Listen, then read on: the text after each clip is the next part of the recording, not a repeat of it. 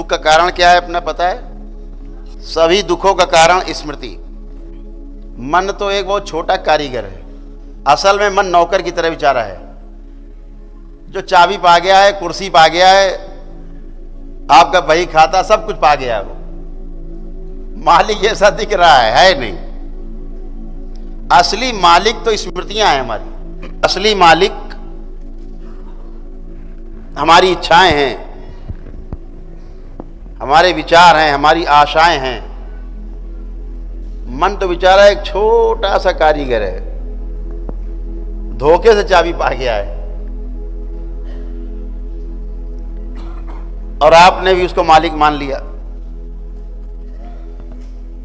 अगर आपसे पूछा जाए अभी कि मन कहां पर होता है, तो कितने लोग जानते हैं मन कहां पे होता है? तो जब यही नहीं पता मन है कहां, तो इसकी चिकित्सा कैसे करोगे?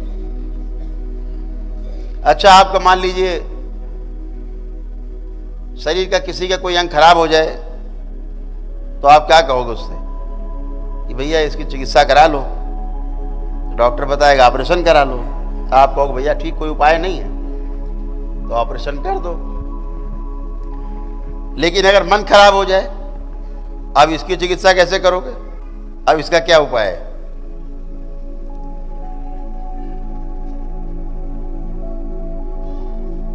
मन ही खराब हो गया। अब इसमें और बड़ी समस्या हो जाए। अगर किसी बच्ची से पूछो शादी हो गई हो, मूड खराब हो, उसको काहे मूड खराब है? अरे सासू की वजह से खराब है, सास की वजह से। सास हमारी बड़ी घटिया है। और सास से पूछो बताएगी बहू घटिया है। अब दोनों के मन खराब हैं, लेकिन दोनों के मन अपनी वजह से नहीं खराब हैं, दूसरे की वजह से खराब है। तो दूसरे से दुखी। अब दूसरे से मन खराब हो गया है। समस्या कहां है? दूसरे में दिख रही है, सास में, बहू में दिख रही है। तो अब दूसरे में कैसे ठीक करोगे? दूसरे में ठीक होने से मन ठीक हो जाएगा क्या? किसी और से खराब हो जाएगा।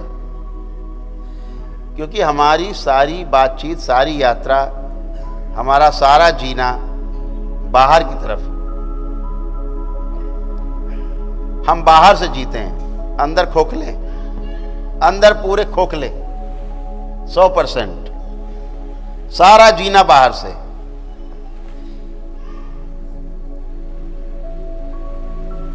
कोई ऐसा नहीं कि आप अपने मन से कोई काम करते हो।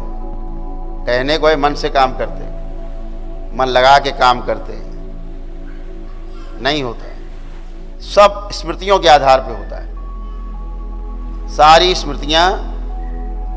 और स्मृतियां कैसी? एक तो अपनी स्मृति हो तो चलो चल जाए, जैसे अब आपकी अपनी स्मृति है स्वयं की, ये तो चल जाएगी गाड़ी अब आगे। इसके पहले जब आप आए तो आपकी स्मृति ही नहीं थी। आपकी स्मृति तो कहीं पीछे थी, कूड़े के ढेर में। दूसरों की स्मृतियां जो है, ढेरों स्मृतियां, उनके आधार पे आदमी काम करता रहता है। फिर लोग कहते हैं वो पागल, उससे दूर रहो, पता नहीं क्या क्या करता है। जो ये दीक्षा है वो इसी मन के लिए ही है। ये जो मंत्र है ना, मन का यंत्र है। मन को एक खिलौना, यानी मन इसको एक ही काम में लगा दो जब, तो इसके लिए बड़ी समस्या है। इसका स्वभाव तो उड़ना है, और आप इसको करो बैठो, तो वो बच्चा तो बर्बाद हो चुका है। एक बच्चा बर्बाद हो चुका है जिसको उड़ने की आदत है, भागने, इधर उधर उधर इधर, बैठते ही नहीं। अब आपने कहा नहीं बैठो, और बैठने के साथ में कह दिया बाहर मत निकलना, रस्सी लगा दी, बांध दी, और समस्या। एक आदमी कमरे में 4 घंटे बैठा रह सकता है, लेकिन अगर कह दिया जाए कि 2 घंटा बाहर नहीं निकलो कमरे से, तो उसके लिए बड़ी समस्या है, बंधन हो गया। अब आपने बंधन डाल दिया माला का। तो ये जो मन का जो बोर्डम है, मन की जो उबाई, ऊब होती है ना, ऊबन, तो मंत्र से यही होता है। आपको ऊबन नहीं होती, मन को ऊबन होती है। और जब मन ऊबता है तो ठहरने लगता है, उसकी गति कम हो जाती है। जब मन उबेगा तो गति ठहर जाएगी आपकी। जैसे कभी आपको बुखार आता है, आप चेक कर लेना, कभी आपको बुखार चढ़ा हो, आपसे कोई फिल्मों की बात करे, आपसे कोई व्यापार की बात करे, कोई लाभ की बात करे बहुत, आप उससे कहो कि जाओ यार थोड़ी देर हटो यहाँ से, ये सब बातें बाद में करेंगे, अच्छा नहीं लग रहा है कुछ। मन कहीं नहीं में टेस्ट ले रहा है, उसको कोई टेस्ट नहीं आ रहा है, उड़ान बंद हो गई। और ईश्वर से मनाया करो कि बुखार आया करे सप्ताह में एक बार, तो ऊब आएगी और आप केंद्रित होने लगोगे एक जगह। कभी बुखार में जप करना, बड़ा आनंद आएगा, मन कहीं भागता नहीं। ध्यान करना बुखार में तो मन नहीं जाता, बुखार में कहीं आसे पास रहता, अंदर रहता, उड़ान नहीं मारता, क्योंकि कष्ट है शरीर में। अब मन कहाँ जाएगा, मजा नहीं ले पाएगा। तमाम तरीके हमारे ऋषि मुनियों ने खोजे, उनमें कुछ ऐसे तरीके भी खोजे। मंत्र से एक ही काम होता है, आप में एकाग्रता आती है। यानी आप मंत्र दीक्षा लेकर के जब एकाग्र हो जाएंगे, एक ही तरफ एकाग्र होंगे, तो निश्चित रूप से जिस काम में भी लगेंगे आप, उस काम में एकाग्रता से आप काम कर पाएंगे। ये आपकी आदत बन जाएगी, ये आपकी आदत में आ जाएगा।